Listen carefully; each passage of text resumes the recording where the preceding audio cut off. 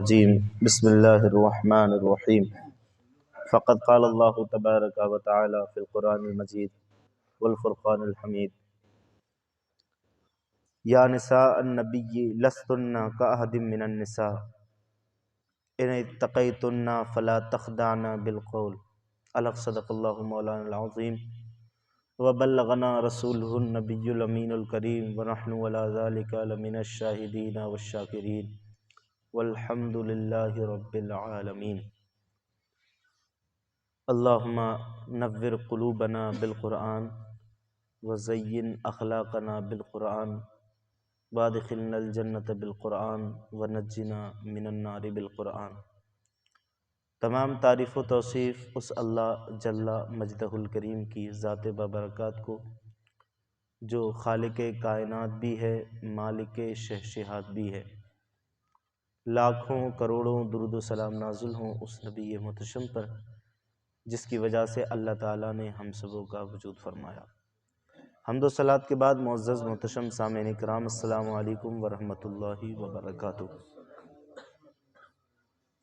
لٹا ڈالے ہیں جو بھی لفظ باطل کی جسارت نے، مٹا ڈالے ہیں جو بھی لفظ باطل کی جسارت نے، میں پھر خون جگر سے وہ اجاگر کر کے چھوڑوں گا۔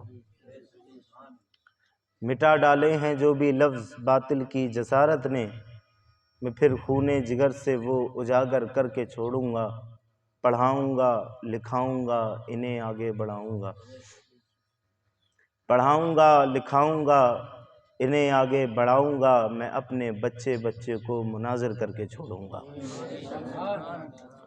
اتاری زلزلہ ایک بار سب ظالم ایوانوں میں، اتاری زلزلہ ایک بار سب ظالم ایوانوں میں سنی قوم کے بچے بہادر کر کے چھوڑوں گا۔ آپ حضرات کا نہایت شکر گزار ہوں اور آپ کے چمکتے ہوئے چہروں سے میں اپنے دل کو سکون دے رہا ہوں۔ اللہ رب العزت آپ کی حاضری اپنی بارگاہ میں قبول فرما لے۔ یقیناً اس رات کے حصے میں آپ کسی کی محبت میں نہیں آئے، اس کی محبت میں آئے ہیں جسے رب نے اپنے حبیب کے سینے پر اتارا ہے، جس کے بارے میں ارشاد فرمایا گیا لو انزلنا ھذا القرآن علی جبل لرأیتہ، اگر اس قرآن کو پہاڑوں جیسے بڑے بڑے ٹیلوں پر اتارا جاتا تو یہ اس قرآن کی ہیبت سے سرما بن کر بکھر جاتے، لیکن کرم فرمایا کہ اس قرآن کو محبوب کے سینے پر اتار کر اتنا آسان کر دیا کہ اس قوم کا 8-10 سال کا بچہ بھی اسے اپنے سینے میں محفوظ کر لیتا ہے۔ آپ اس قرآن کی محبت میں آئے ہیں کہ جس کا وعدہ ہے کہ جو مجھ کو پڑھے گا میں اسے قبر میں بھی نہیں چھوڑوں گا، حشر میں بھی نہیں چھوڑوں گا۔ اللہ آپ کی حاضری اپنی بارگاہ میں قبول فرمائے۔ میں نے عرض کیا تھا، آپ حضرات تک آڈیو بھی پہنچوائی تھی کہ یہ جو شروع کے 22ویں پاری کی شروع کی آیتیں ہیں، اس میں بالخصوص عورتیں کے متعلق احکام بیان ہوں گے، لہٰذا میری یہ گزارش ہے کہ یا تو آپ اپنی خواتین کو ساتھ لے کر آئیں، یا نہیں لائیں کسی عذر کی وجہ سے تو کم یہ جو ویڈیو پڑے اس ویڈیو کو اپنی بہنوں کو ماؤں کو ضرور دکھوائیں، سنوائیں بیان، کیونکہ جب ہماری کوئی اسلامی بہن اس دین کو چھوڑنے کے بعد اغیار کے باطل گھنونے مذہب کو اختیار کرتی ہے تو دل پر بڑا صدمہ لگتا ہے۔ اس کی بڑی ساری وجوہات ہو سکتی ہیں، لیکن میں جو سب سے بڑی وجہ سمجھتا ہوں وہ یہ کہ ہم نے اپنی بچیوں کو بتایا ہی نہیں ہے کہ دین کس چیز کا نام ہے۔ اگر ہم نے بتایا ہوتا تو حال مختلف ہوتا، پھر حال وہ ہوتا کہ جس طرح بلال کو تپتی ہوئی زمین پر لٹا کر کھینچا جاتا تھا، آپ کی کھال ادھڑ جاتی تھی، چربی نکلنے لگتی تھی، پھر پوچھا جاتا تھا بلال دین چھوڑے گا کہ نہیں؟ کہا بلال جان تو چھوڑ سکتا ہے لیکن محمد کا دین نہیں چھوڑ سکتا۔ تو یہ تڑپ تھی، جس نے دین سمجھا تھا وہ اپنی جان تو دیتے تھے لیکن دین نہیں چھوڑتے تھے۔ آج وجہ کیا ہے کہ ہماری بچیاں مرتد ہو رہی ہیں، ارتداد کا شکار ہو رہی ہیں؟ وجہ یہ ہے کہ ہم نے سب کچھ سکھایا لیکن ہم نے اپنی بچیوں کو دین نہیں سکھایا۔ اچھا دین سیکھ رہی ہیں تو کہاں سے؟ دین سیکھ رہی ہیں تو کہاں سے؟ اسکولوں سے سیکھ رہی ہیں، کالجوں سے سیکھ رہی ہیں، اور وہ تمہیں تمہارا دین کے نام پر وہ باتیں سکھا رہے ہیں جس کا ہمارے مذہب سے کوئی تعلق بھی نہیں ہے۔ تو صاحبو، اس لیے میری گزارش ہے ہم تھوڑی سی کوشش کریں، قطرہ قطرہ دریا میں شبر، تھوڑا تھوڑا ایک سمندر کے برابر ہو جاتا ہے۔ اگر ہماری تھوڑی سی بھی ہماری کوشش اگر کسی کی زندگی بدلنے کے لیے کافی ہو تو یہ ہماری قسمت کی معراج ہوگی۔ اللہ رب العزت اپنی محبوب کی بیویوں سے خطاب فرما رہا ہے۔ پچھلی 2 آیتوں میں آپ نے سماعت کیا تھا کہ اے نبی کی بیویوں، اگر تم سے حیا کے خلاف کوئی کام ہوا، نبی کی بیویوں سے خطاب ہے، اگر تم سے حیا کے خلاف کوئی کام ہوا تو کہا سب کو تو 1 گناہ ہوگا لیکن تمہیں 2 گنا عذاب دیا جائے گا، کیونکہ تم نبی کی بیویوں ہو۔ اور امت کو بتا دیا کہ اعمال میں چھٹکارا کسی کا نہیں ہوگا۔ میں نے شیخ سعدی کا وہ قول بھی سنایا تھا آپ کو کہ ہر ذات سے اس کے متعلق سوال ہوگا کہ تم نے کیا کیا۔ یہ نہیں پوچھا جائے گا کہ تمہارا کون تھا اوپر، تمہارے باپ کتنے زہد و تقوی والے تھے، تمہارا پیر کتنے مقام مرتبے والا تھا، تم سے تمہارے اعمال کے بارے میں حدیث پاک بھی آتا ہے ان عمرہ فیما افنا ہو، تمہاری عمر کے بارے میں پوچھا جائے گا کہاں گزاری تھی۔ اور عمر کے بارے میں یہ تفصیل قرآن میں دیکھو، فَمَن يَعْمَلْ مِثْقَالَ ذَرَّةٍ خَيْرًا يَرَهُ، ایک چھوٹی سے چھوٹی نیکی بھی ایسی نہیں ہوگی جس کو اس کا بدلہ نہیں دیا جائے گا۔ وَمَن يَعْمَلْ مِثْقَالَ ذَرَّةٍ شَرًّا يَرَهُ، اور چھوٹے سے چھوٹے گناہ کو بھی پوچھ کر اس کی سزا دی جائے گی۔ تو نبی کی بیویوں سے خطاب ہوا تھا، اگر حیا کے خلاف کوئی کام کیا تو 2 گنا عذاب ہوگا، لیکن کہا اگر تم اللہ اور اس کے رسول کی فرما برداری میں رہیں اور اچھے کام کرتی رہیں تو جس طرح تمہاری فضیلت کی وجہ سے اگر حیا کے خلاف کوئی کام کیا تو 2 گنا عذاب ہوگا، اسی طریقے سے اگر اچھا کام کیا تو 2 گنا ثواب بھی دیا جائے گا۔ وَآتَدْنَا لَهَا رِزْقًا كَرِيمًا، اور تمہیں جنت میں پھر کھلایا پلایا جائے گا۔ آج کی جو آیت کریمہ ہے وہ بڑی اہم ہے، اس میں 2 باتیں ہیں، اس کو ہم نے سمجھنا ہے۔ پہلی بات تو آپ کی بیویوں کے متعلق جو فضیلت ہے اس کے تعلق سے اللہ رب العزت نے بیان فرمائی، ارشاد فرمایا یا نساء النبی، اے نبی کی بیویوں، لستن کاحد من النساء، تم دوسری عورتوں کی طرح نہیں ہو، جیسے عام عورتیں ہیں ان جیسی تم نہیں ہو۔ لستن کاحد من النساء، تم اور عورتوں کی طرح نہیں ہو، تم نبی کی بیویوں ہو، یعنی تم فضیلت اور شرف میں اور عورتیں جیسی نہیں، کیونکہ تم سید المرسلین صلی اللہ علیہ وسلم کی ازواج اور تمام مومنوں کی مائیں ہو، اور تمہیں میرے حبیب صلی اللہ علیہ وسلم سے خاص قرب حاصل ہے، اور جب تمہاری قدر اتنی اعلیٰ اور تمہارا مرتبہ اتنا عظیم ہے تو پھر تمہاری شان یہ ہے کہ تم اور عورتی جیسے نہیں ہو، تمہارا مقام و مرتبہ بلند ہے۔ حضرت عبداللہ ابن عباس حضور صلی اللہ علیہ وسلم کے چچا زاد بھائی اس کی تفسیر کرتے ہوئے فرماتے ہیں کہ اس سے مراد یہ ہے کہ اے میرے حبیب صلی اللہ علیہ وسلم کی ازواج مطہرات، میری بارگاہ میں تمہاری قدر دوسری نیک خواتین کی قدر جیسی نہیں، بلکہ تم میری بارگاہ میں زیادہ عزت والی ہو، اور میرے نزدیک تمہارا ثواب اور نیک خاتونوں سے زیادہ ہے۔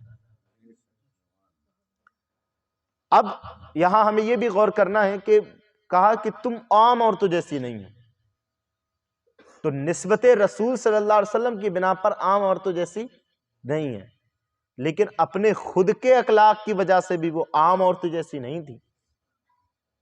ان کے خود کے اخلاق اور ان کی زندگی کے طور و طریقے کے متعلق میں ایک واقعہ آپ کے سامنے پیش کرتا ہوں کہ جس طرح حضور صلی اللہ علیہ وسلم نے دنیا کو ترک فرمایا، آپ نے فرمایا دنیا مجھ سے نہیں اور میں دنیا سے نہیں، دنیا کا مجھ سے کوئی سروکار نہیں۔ حضور صلی اللہ علیہ وسلم کی بارگاہ میں ایک مرتبہ دنیا اپنے پورے ساز و سامان کے ساتھ، پورے عیش و عشرت کے ساتھ تشریف لائی، آپ اس وقت شہد کو نوش فرما رہے تھے، شہد نوش فرما رہے تھے. آپ نے شہد کا پیالہ اٹھایا اور اٹھانے کے بعد لب اقدس تک لے گئے، آپ نے رکھ دیا، پیا نہیں، اور پھر مسکرانے لگے. پھر دوبارہ آپ نے اس پیالے کو اٹھایا اور اٹھانے کے بعد پھر لب اقدس تک لے گئے، لیکن پھر جب رکھا آپ نے پھر نہیں پیا، پھر رکھ دیا، پھر آپ رونے لگے.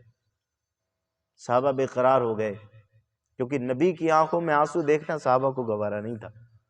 عرض کیا یا رسول اللہ، ہمارے ماں باپ آپ پر قربان، آپ کے پہلے ہنسنے بعد میں رونے کا سبب کیا ہے؟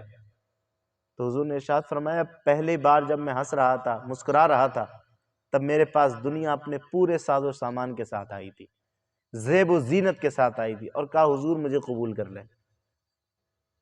میرے پاس حسن کی بھی کمی نہیں، دولت کی بھی کمی نہیں، زمین جائیداد کی بھی کمی نہیں، سب آپ کے نام ہیں، مجھے قبول کر لیں. میں نے کہا تیری حیثیت میرے رب کے ہاں مکھی کے پر کے برابر بھی نہیں، میرے یہاں بھی کچھ نہیں. میں نے ٹھکرا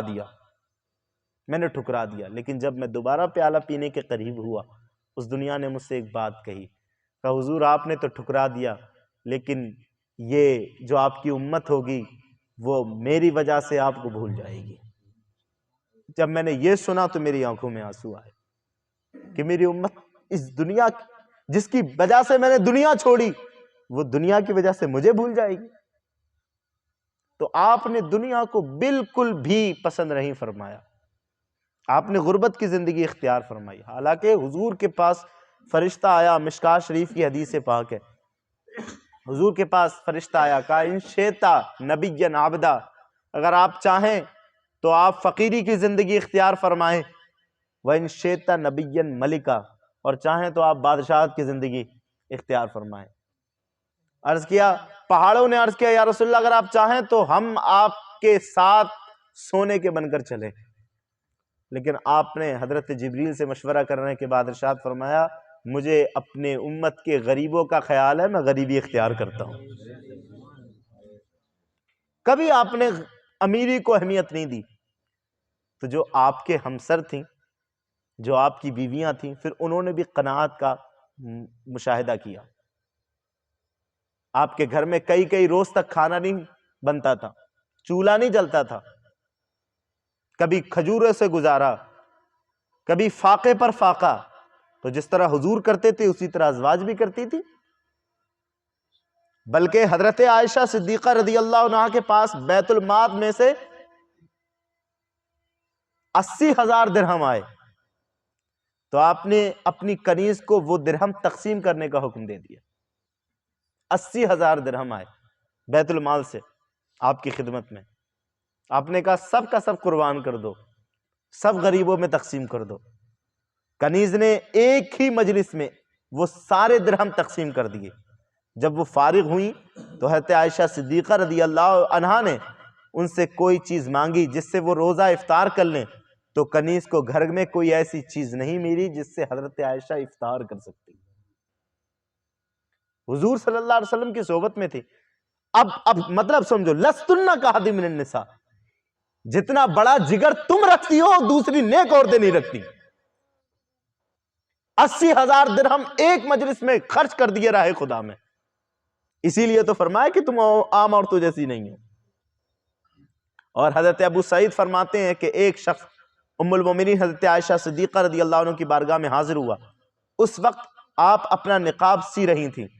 اس نے عرض کی اے ام المومنین، کیا اللہ نے مال و دولت کی فراوانی نہیں فرما دی؟ آپ اب بھی اپنا نقاب سی کر پہن رہی ہیں. اب تو ہر شخص امیر ہو چکا ہے. حال یہ ہو چکا ہے کہ اب ہمارے یہاں کی زکوٰۃ مدینے میں تقسیم نہیں ہو رہی، اب باہر جا رہی ہیں. ہر شخص امیر ہو چکا ہے، کوئی غریب نہیں رہا، لیکن آپ پھر بھی نقاب سی رہی ہیں. نیا کیوں نہیں خریدتی؟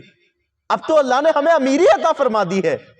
تو آپ رضی اللہ عنہ نے فرمایا چھوڑو ان باتوں کو، میرے نزدیک وہ نئے کپڑوں کا حقدار نہیں جو پرانے کپڑے استعمال نہ کرے. جس کے پرانے کپڑے استعمال کے قابل ہیں، حضرت عائشہ فرماتی ہیں میرے نزدیک وہ نئے کپڑے لینے کا حقدار نہیں ہے.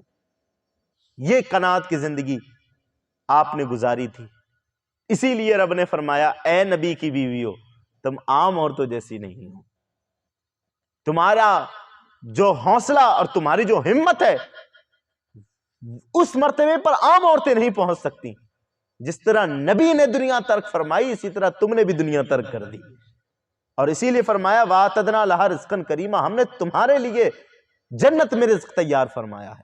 اب یہاں سے دوسری بات فرمایا نبی کی بیویوں تم عام عورتی جیسے نہیں ہو. فَلَا تَخْدَعْنَا بِالْقَوْلِ، تو بات میں ایسی نرمی نہ کرو.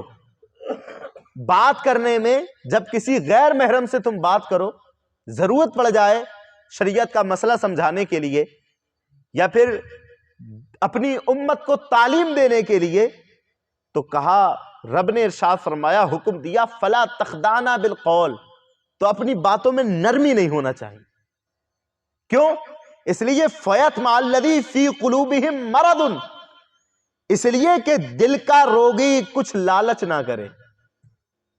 آپ کی باتوں میں نرمی ہوگی تو کہیں ایسا نہ ہو کہ جس کے دل میں روگ ہے، جو اپنی شہوت کا غلام ہے، وہ کہیں آپ کی نرم باتوں سے لالچ نہ کر بیٹھے.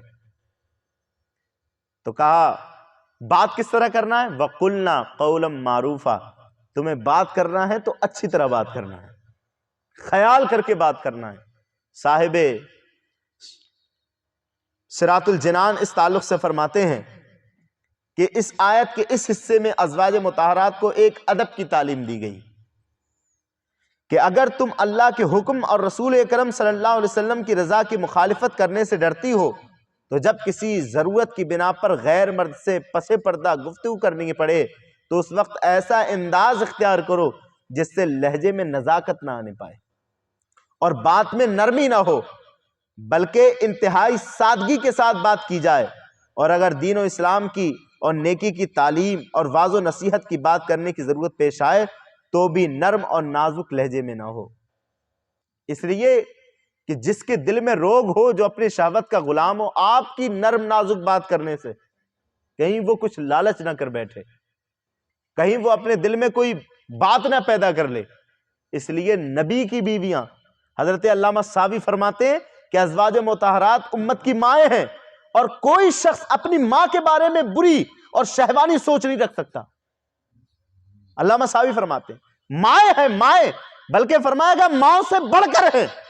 اور میں نے بتایا تھا بڑھ کر کیوں ہے، اس لیے کہ ماں کی نافرمانی کرنے سے گناہگار تو ہو گئے، ایمان سے نہیں جاؤ گے، لیکن نبی کی بیویوں کے تعلق سے اگر کوئی بھی نافرمانی کی تو ایمان جانے کا خطرہ ہے.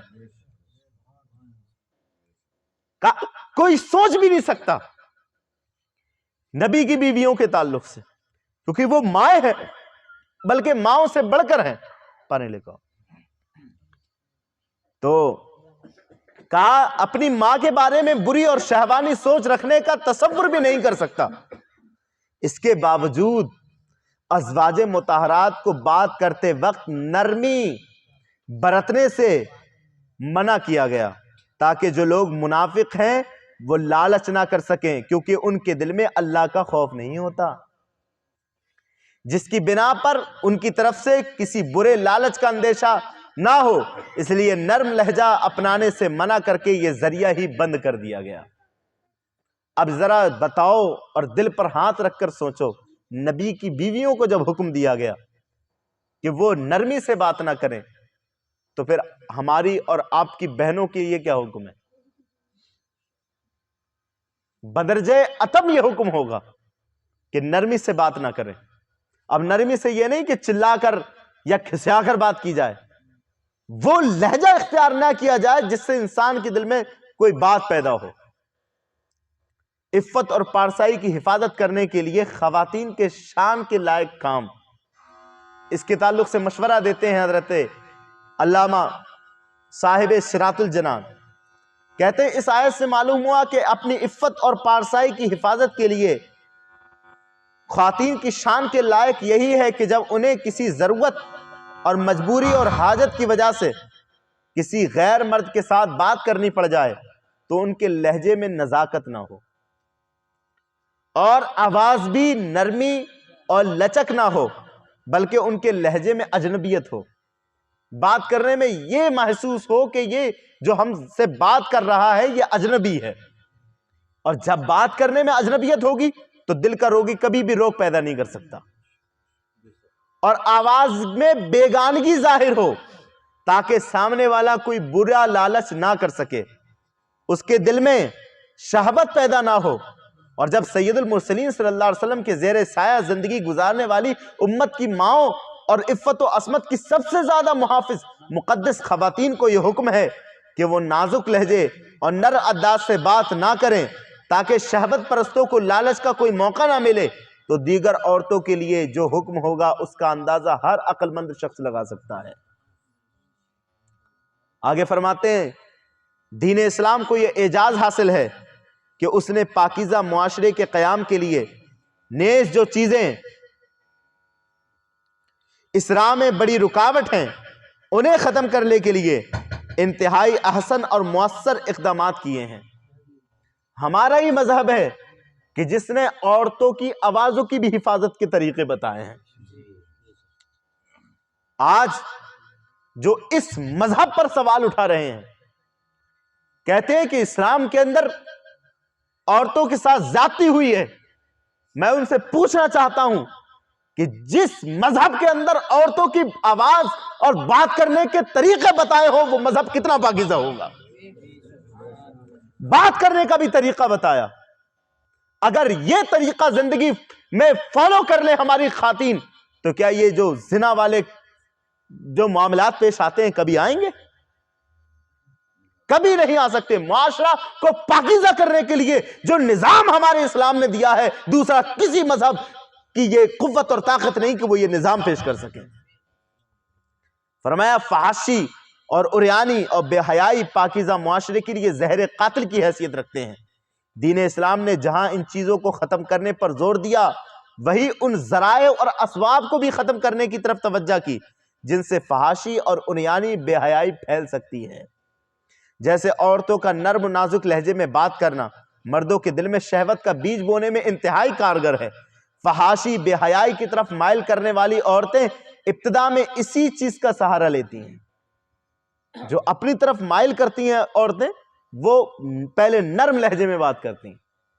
ان کا سب سے بڑا حربہ یہی ہوتا ہے اپنی طرف مائل کرنے میں، کہ وہ نرم لہجے کا سہارا لیتی ہیں۔ اس لیے اسلام نے اس ذریعے ہی کو بند فرما دیا تاکہ معاشرہ پاکیزہ رہے، اس کی بنیاد مضبوط ہو۔ افسوس ہمارے معاشرے میں آزادی، روشن خیالی، معاشی ترقی کے نام پر عورتوں کو غیر مردوں کے ساتھ بات کرنے کے نت نئے مواقع فراہم کیے جا رہے ہیں۔ عورتوں کو نازک لہجے اور نرم انداز سے بات کرنے کی باقاعدہ تربیت دے کر تعلیم، طب، سفر، تجارت، میڈیا اور ٹیلی ویژن والے کام وغیرہ کے مختلف شعبے میں تعینات کیا جاتا ہے تاکہ دنیاوی شعبہ جات میں عوامی رہنمائی اور خدمت کا شاید ہی کوئی ایسا شعبہ ہو جہاں تربیت یافتہ عورت موجود نہ ہو۔ جہاں دیکھیں آپ فون لگائیں تب عورتوں کی آواز، کسی شو روم میں جائیں تو عورتیں موجود، کوئی ایسی جگہ موجود نہیں جہاں عورتوں کا سہارا نہیں لیا گیا ہے۔ تو فرمایا اس کا نتیجہ سب کے سامنے ہے۔ ایسی عورتیں اچھی طرح جانتی ہیں کہ جو یہ اس طرح کے کام کرتی ہیں، جو جاب یا سروس کرتی ہیں، وہ اچھی طرح جانتی ہیں کہ انہیں دوسری عورتیں کے مقابلے میں شہوت پر مردوں کا کتنا واسطہ پڑتا ہے۔ اور اس نقصان سے بچنے کے لیے اور ان کے اسباب کا اور ذرائع کا خاتمہ کرنے کے لیے طریقہ بتاتے ہوئے صاحب صراط الجنان فرماتے ہیں کہ اس آیت سے ایک اہم بات یہ بھی معلوم ہوئی کہ کسی بھی طرح کے نقصان جیسے نیک اعمال کی بربادی، معاشرتی اقدار کی تباہی، جان و مال وغیرہ کی ہلاکت سے بچنے کے لیے ان اسباب اور ذرائع کو ختم کرنا انتہائی اہمیت کا حامل ہے جو نقصان کی وجہ بنتے ہیں۔ آج ہم یہ تو چاہتے ہیں کہ یہ فحاشی، یہ عریانی بند ہو جائے، لیکن یہ شروع کس وجہ سے ہوتی ہے ان اسباب پر غور نہیں ہماری۔ ہمارا یہ مشن تو ہے کہ ہماری بچیاں اور ہماری مائیں، ہماری بہنیں عزت اور پاکیزگی کے ساتھ رہیں، ان کی عزت پر، ان کی عفت پر، ان کی پاکدانی پر سوال نہ اٹھے، لیکن یہ سوال اٹھ کیوں رہا ہے اس کے اسباب پر کسی کی توجہ نہیں۔ تو ضرورت ہے کہ ان معاملات کو اگر ختم کرنا ہے تو جن کی وجہ سے یہ معاملات شروع ہوتے ہیں ان کو بند کیا جائے. اور اسلام نے طریقہ بتایا کہ جو بھی ذرائع ہیں ان تمام ذرائعوں کو بند کر دو، یہ معاملات خود ہی ختم ہو جائیں گے. تو لہٰذا اعمال کو بچانے کے لیے گناہوں سے بچنا ہوگا، معاشرتی اقدار کی حفاظت کے لیے فحاشی، عریانی، بے حیائی اور ان کے ذرائع کو ختم کرنا ہوگا. اگر غور کرے تو نقصان سے بچنے کے لیے، اس کے ذرائع اور اسباب کو ختم کرنے کے لیے سینکڑوں مثالیں ہمارے سامنے آ سکتی ہیں. دین اسلام نے ہر مثال کو واضح کر کے بتایا ہے کہ عفت اور پاک دانی کی حفاظت کس طرح ہوا کرتی ہے. تو یہ جو پہلا حربہ ہے، نبی کی بیویوں کو حکم دے کر کے بتایا کہ تم بھی عمل کرو، اور قیامت تک کی تمام عورتوں کو یہ حکم بتا دو کہ جب بھی کسی غیر محرم سے بات کریں تو اپنی بات میں نرمی پیدا نہ کریں. فرمایا تم عام عورتوں جیسی نہیں ہو، جب تم بات کرو تو بات میں نرمی پیدا نہ کرو، اس لیے کہ دل کا روگی کچھ لالچ نہ کرے. ہاں بات کرو تو اچھی کرو. اس سے مراد کیا ہے؟ مراد اس سے یہ ہے کہ جب ضرورت پیش آئے تب بات کرو، بغیر ضرورت کے بات کرنے کی کوئی حاجت نہیں. غیر محرم ہمارے لیے زہر قاتل کی مانند ہے. اس لیے ضروری ہے کہ معاشرتی نظام کو بہتر کرنے کے لیے ہم قرآن کے ضمن میں آئیں، قرآن کو سمجھیں. اگر ہم قرآن کو سمجھیں گے تو ہماری زندگیاں بھی بہتر ہوتی نظر آئیں گی اور آخرت کے معاملات بھی بہتر ہوتے نظر آئیں گے. تو آج کی یہ آیت کریمہ تھی. اللہ رب العزت کی بارگاہ میں دعا ہے کہ مولا تعالی ہم کو اس پر عمل کی توفیق عطا فرمائے. آپ سے ایک بات عرض کرنا ہے، وہ یہ کہ